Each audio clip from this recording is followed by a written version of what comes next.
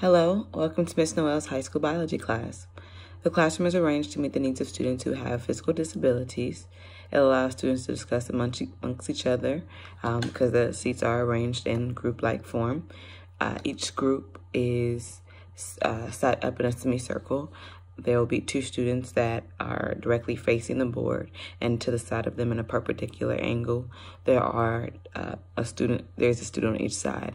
In the middle of the tables, there's a tote organizer.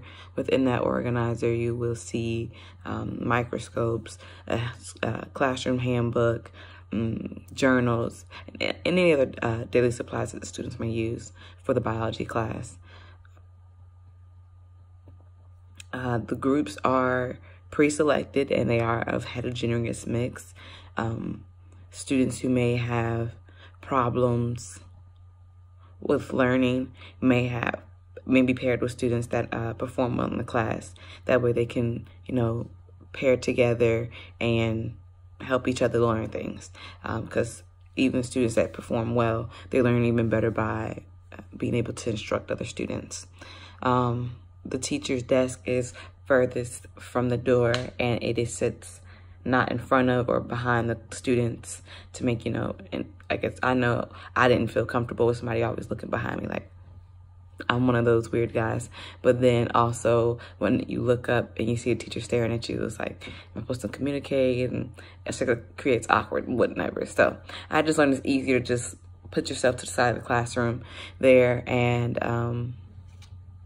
so the teacher's off to the side, and then also it provides a chance for privacy. If students wanted to come talk to you, they don't have to worry about somebody being able to hear what you're discussing about because you're off to the side and not directly in front of or behind the students. So my lesson plan, it does revolve around taxonomy. It adheres to the Texas essential knowledge and skill standards by creating a family tree, following along with the PowerPoint lecture, participation in a classification activity, and a Jeopardy game style quiz. The students will know that taxonomy is a branch in classification based on the shared characteristics of organisms and can change as new discoveries are made. The student is expected to define taxonomy and recognize the importance of a standardized taxonomic system to the scientific community. Students will categorize organisms using a hierarchical classification system based on similarities and differences shared among groups. The educator needs to have equipped a taxonomy PowerPoint, the textbook paired with the class, a lecture guided worksheet, a graphic organizer, Jeopardy game PowerPoint, dry erase markers, a whiteboard, laptop, and projector. Students will begin the lesson by creating a family tree that details the breakdown within their own families, although they're related to one another. I like to start lessons with individual activities because I feel as though students may come in a classroom, just seeing each other in the hallway. They're a little bit excited, what may have you. And if you get them creatively thinking about the subject of the day and give them time to calm down within themselves, it kind of sets the tone for the classroom there. So in regards of the lesson plan itself, it does benefit kinesthetic learners who like to do things that are hands-on and learn best hands-on, visual learners who get to picture the family tree and the branching part of it, and then students who work well alone. Followed by that, there will be the taxonomy lecture. You want to start by introducing the objectives and the goals of the lesson, and you'll present a worksheet that highlights the major points and the key words associated with taxonomy and the processes and anything that is important to the process of taxonomy. You want to allow time for questions at the end of the lecture, of course, and then you collect the worksheet for participation grade. If you want to give it back so that students can have like a resource to use for study purposes, then that would be beneficial as well, but that's an option up to you. The lecture does benefit students that are ADD or ADHD. It allows them to focus on something. If the teacher is lecturing, students tend to, get dazed off and, you know, what may have you. But if they have a worksheet in front of them, it brings their focus back to what's at hand, and then, you know, has them working with the material. Also, visual learners, through seeing the material in the PowerPoint. You see it on the board, and you might write some processes out, explain something or anything to that nature. Present a video if you're not if you may feel like you might miss a point or two. And then for your auditory learners, that's the explanation is good as well as the video, because they get a chance to hear the material and then, of course, work with it on the worksheet. Kinesthetic learners get to work hands-on and by trying to complete the worksheet. So, you know, everybody kind of wins in a situation with the worksheet being tied into the lesson.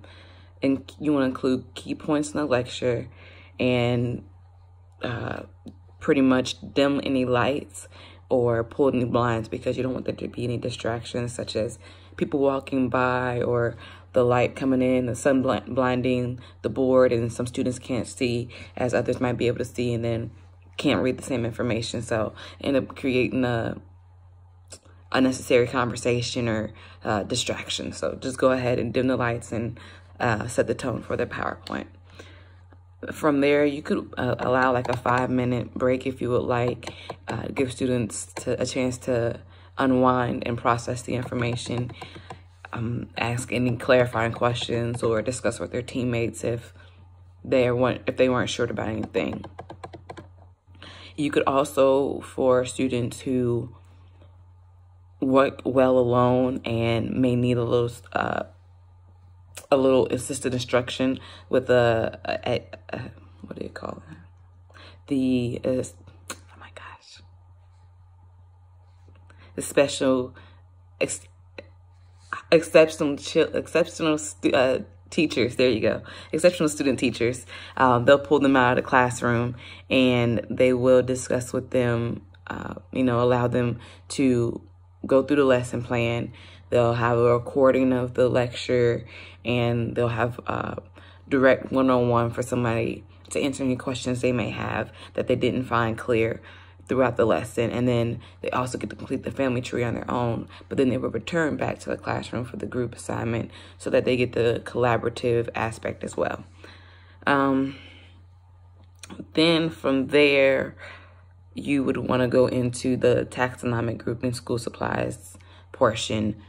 You would want to use the same selected groups you have, because I feel like students that may have different backgrounds, such as they may group items differently as to how they were raised to group items or clean up their own rooms, or some people are just different, and it brings a different aspect for people to consider within the group, and it you know, creates conversation about the topic.